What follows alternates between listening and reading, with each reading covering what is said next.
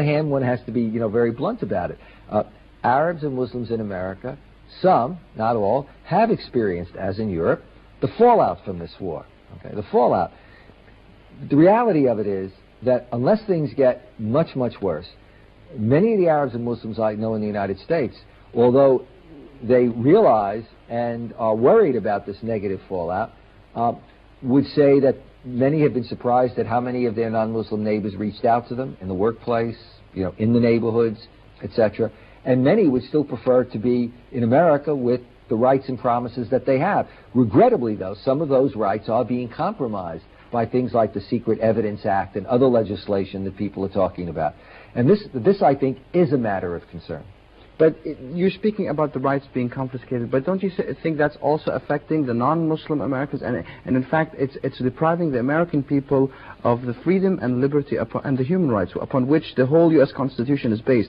What the current administration is doing is basically it's robbing the Americans of their freedom, which for centuries has existed. I don't think that it's robbing Americans of their freedom. I think the danger is that the civil liberties that we've enjoyed and some of the freedoms will be eroded. It hasn't completely, certainly not for non-Muslims, it hasn't robbed them of that. My concern would be, both in terms of America's international policy, its foreign policy, as well as its domestic policy, that unless it is carried forward constructively, two things will happen. One, Americans will wake up, some Americans, and suddenly discover that the America they're living in wasn't the America that they were raised with. Right.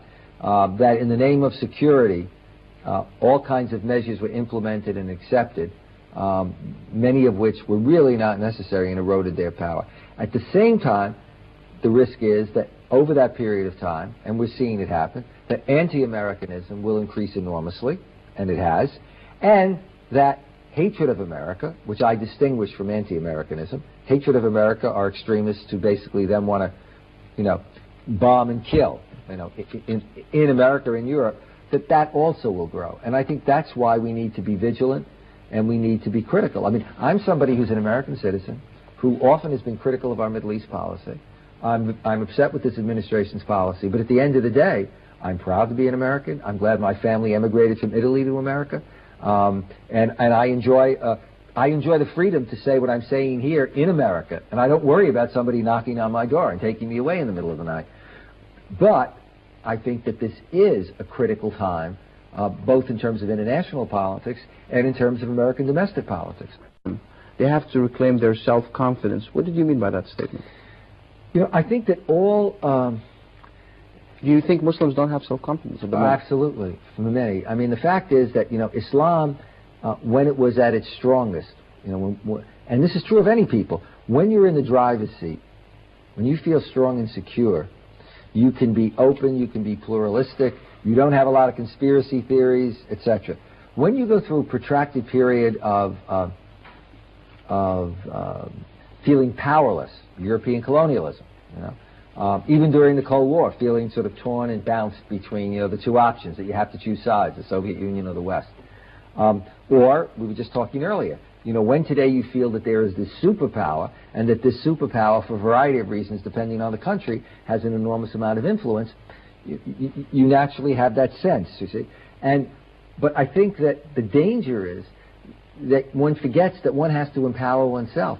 If you don't, then you always live in a world in which you don't see the options, you don't take the risks, you don't make the moves, you feel impotent, and therefore your response will often be, simply to strike out emotionally or to simply talk about conspiracy theories without addressing it.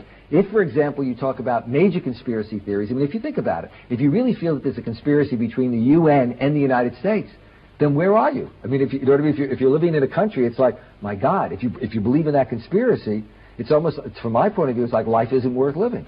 And so part of what I've kind of said is that whether it's internationally or it's Muslims in America, there needs to be more of that sense of empowerment.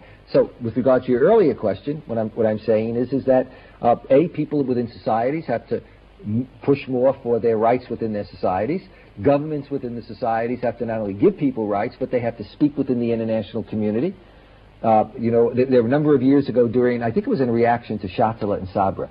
It was very interesting to see how many of the embassies in the states responded. Who went out and picketed the White House? The wives of the ambassadors. Now, symbolically, that said something. Now, we all know that for political reasons, ambassadors may not. But what I'm trying to say is one has to be willing to speak out. There are risks involved, but if the stakes are high, if people really care about Palestine and what's happening to Palestine, and I think many people do, then I think that what you have to do is just say, I'm going to dare to risk. I'm not going to say ahead of time, oh, this will never work out. We find that in our own lives. You know, for many of us, you know, you think about doing something, you think of all the reasons why you're never going to be successful.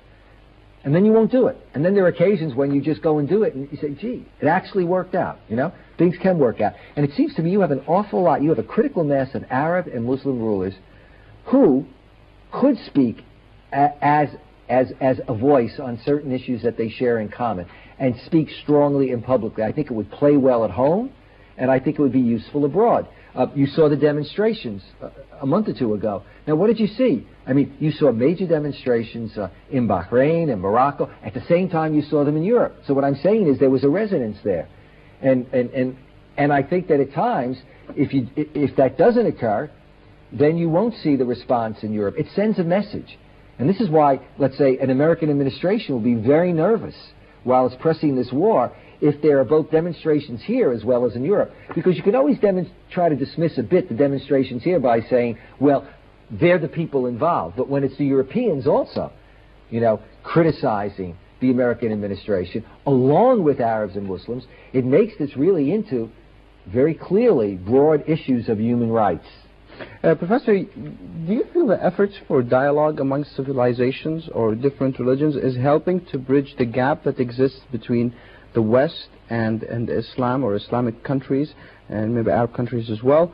Do you think it's working? Because after September the 11th, there was a lot of conferences all over the world. There was a lot of key experts meeting together, discussing the three religions, Christianity, Judaism, and Islam. The religious leaders met, they talked. But is there any positive outcome from all these conferences and dialogue of civilizations? The war in Afghanistan is still continuing. Israel's continuing its policies there.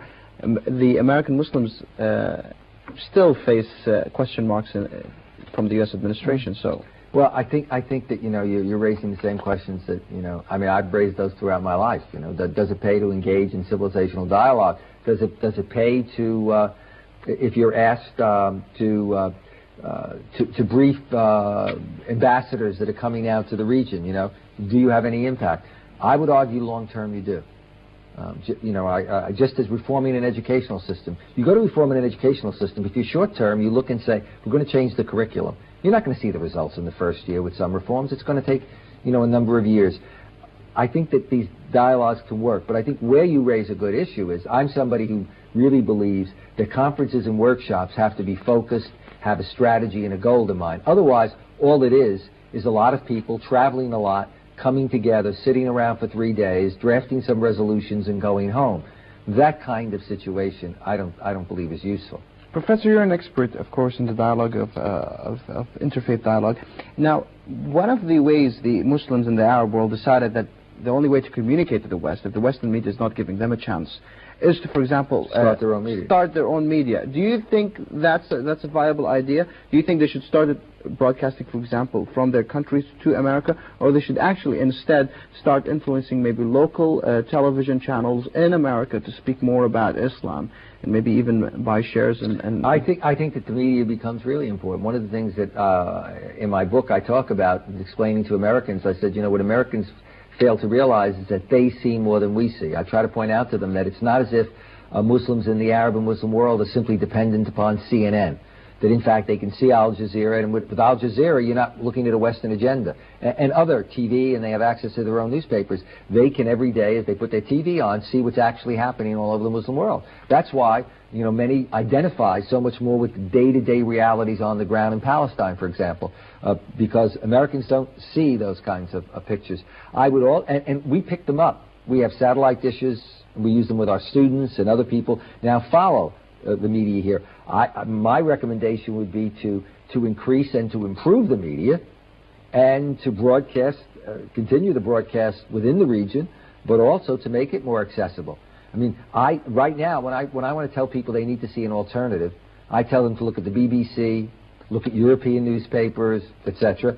And, you know, if they had more access, I mean, you know, regrettably, a good deal of the programming is in Arabic, so I can't say to, you know, to Americans who say, how do I get a better picture? Well, tune in too, you know. Yeah. But I think that kind of programming would be very smart. I mean, it's precisely what the BBC and Voice of America do in reverse. Yeah, we have Khalid on the line. Hello, Khalid. Hello, assalamu alaikum. Alaikum salam. How are you? Good, I'm doing I okay. have a very small question to Yes. Professor. Go ahead. When he's saying, you know, Arab and Muslims, why? Arabs are not Muslims. Could he explain, please? Can I He's repeat? saying Arabs, I've been listening to your talk, Yes. and then he said Arabs and Muslims, Arabs and Muslims. Mhm. So why don't he say Arabs, Muslims, and other Muslims? When I say Arabs and Muslims, I say that because many Muslims are not Arab, simply for that reason. But there are so many Arabs, they are Christians also.